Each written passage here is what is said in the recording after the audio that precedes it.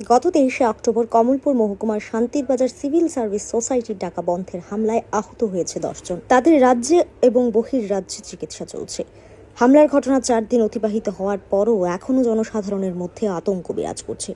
Police প্রশাসনের দিকেই অভিযোগ উঠছে। দিনের বেলায় কমলপুর আমবাসা কমলপুর কিছু ছোট গাড়ি চলাচল করছে। এক ব্যবসায়ী জানান তার দোকানে 30 থেকে 35 লক্ষ টাকার সামগ্রী ছিল। সবকিছুই নষ্ট করে দিয়েছে দুর্বৃত্তরা। এখন ঘরে চাল ডাল পর্যন্ত নেই। 23শে অক্টোবর সারাদিন দোকান বন্ধের পর সন্ধ্যাবেলায় দোকান খুলেছিলেন, অথচ সন্ধ্যার সময় দুর্বৃত্ত বাহিনীরা বাজারে এসে প্রকাশ্যে সন্ত্রাস চালায়। পিকেটিং থেকে দোকানপাট ভাঙচুর এবং অগ্নিসংযোগ সমস্ত কিছুই চলে। তাদের সন্ত্রাসে নিঃস্ব হয়ে গেছেন ব্যবসায়ীরা। সবচেয়ে অবাক করার বিষয়, সমস্ত ঘটনা পুলিশের চোখের সামনে ঘটলেও পুলিশ দাঁড়িয়ে দেখেছিল দুর্বৃত্ত বাহিনীর তাণ্ডব। অপর এক ব্যবসায়ী সরাসরি আঙুল তুলেছে তিপ্রা মাথার দিকে। তারা সেদিন এই ঘটনা সংঘটিত করেছে বলে ব্যবসায়ীর অভিযোগ। গত 23শে অক্টোবর যে ঘটনা হয়েছে সেটা কি একটা নির্দিষ্ট জাতিগোষ্ঠীর হয়েছে? আপনি দেখুন, এই বাজারে আমার উপজাতি ভাইদের দোকান, এই বাজারে আমার বাঙালি ভাইদের দোকান, আজকে কি অবস্থা হয়েছে। এর জন্য দায়ী কে? এর জন্য দায়ী বর্তমান প্রশাসন। এই প্রশাসনের সামনে সারাদিন বেলা যাওয়ার পরেও কেন 6টার সময় এই সমস্ত ঘটনা ঘটে? এর জবাব প্রশাসন দিতে হবে, এটা কেউ ক্ষমা করবে না। আচ্ছা, এই যে পরিস্থিতি কি স্বাভাবিক হওয়ার সম্ভাবনা?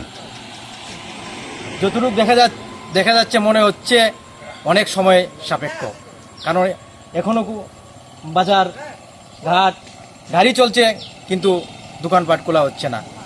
আবার 163 লাগু আছে এই জায়গাতে।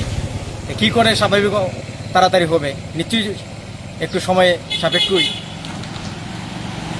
তবে ব্যবসায়ীদের কথায় স্পষ্ট যে পুলিশ প্রশাসনের অপদার্থতার কারণেই এই ঘটনা সংঘটিত হয়েছে। যতদূর খবর, সেদিন ঘটনার আগে একদল দুষ্কৃতিকারী পিকেটিং থেকে এসে স্থানীয় ব্যবসায়ীরা দোকানপাট কেন খুলেছে তা জানতে চান। এ বিষয় নিয়ে ব্যবসায়ীদের সঙ্গে ঝামেলা করেছিল তারা। পরবর্তী সময়ে তারা গাড়িতে চড়ে এসে বাজারে অতর্কিত হামলা চালায়। ব্যবসায়ীদের প্রশ্ন, প্রশাসন আগে থেকেই জানতো বন্ধ হবে, সেই অনুযায়ী প্রশাসনের পক্ষ থেকে পর্যাপ্ত পরিমাণে নিরাপত্তার ব্যবস্থা কেন রাখা হয়নি? শান্তির বাজার থেকে ঢিল ছোড়া দূরেই ছিল আসাম রাইফেলস ক্যাম্প এবং টিএসআর ক্যাম্প। সকাল থেকেই পর্যাপ্ত নিরাপত্তা কর্মী দিয়ে পিকেটারদের ব্যারিকেড দিয়ে রাখতে পারত। কোন রকম উচ্ছৃঙ্খলতার আভাস পেলে লাঠিচার্জ করার মতো প্রয়োজনীয় পদক্ষেপ নিতে পারত।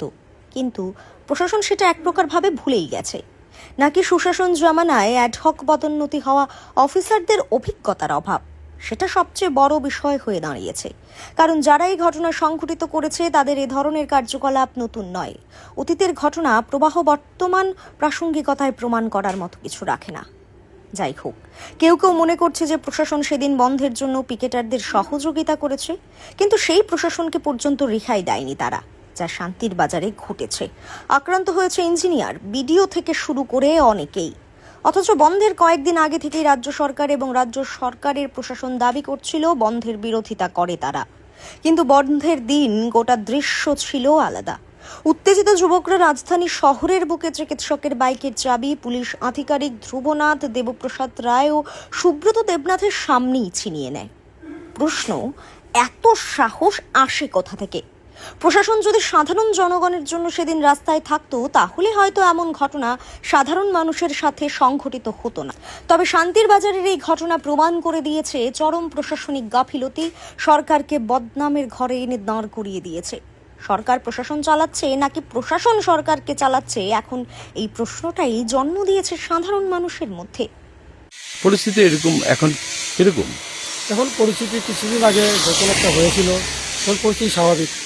পুলিশ তার আওতায় এনেছে এবং টিএসআর, সিআরপিএফ, পুলিশ তারা এবং স্বাভাবিক ব্যবস্থায় পুরো এরিয়াকে তারা ক্যাপচার করে রেখেছে। আচ্ছা, শান্তিবাজার অঞ্চলগুলোতে।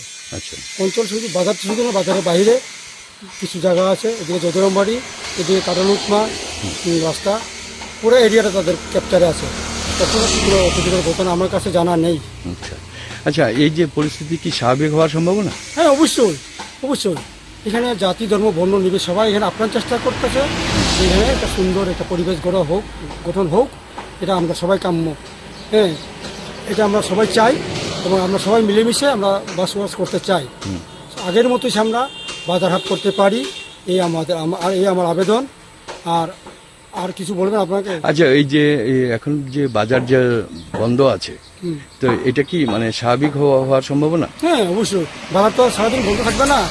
আমাদের যারা খেতে খাওয়া মানুষ থেকে শুরু করে আমরা প্রত্যন্ত গ্রামাঞ্চলের বাজার একটা, এটাতে স্বাভাবিক সবারই ক্ষতি। তো বাজার করতে পারছে না। হ্যাঁ, অনেক মানে তোমার দিনদরিদ্র আছে, দিন আনে দিন খায়, তারা হয়তো বাজার থেকে না মানে সবজি আনবে, তেল ডাল লবণ আনবে, তাও তো চলতে হবে এবং এটা চলছে, প্রশাসন কবে চলছে।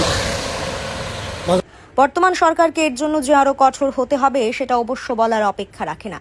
প্রশাসনকে এক সূত্রে গাঁথতে হলে রাজ্য সরকারকে নিঃসন্দেহে প্রয়োজনীয় পদক্ষেপ নিতে হবে। আর এর জন্য রাজ্যের অভিভাবক তথা মুখ্যমন্ত্রী এবার থেকে নিশ্চয়ই এই বিষয়টি গুরুত্ব সহকারে ভাববেন। স্যান্দন টিভি।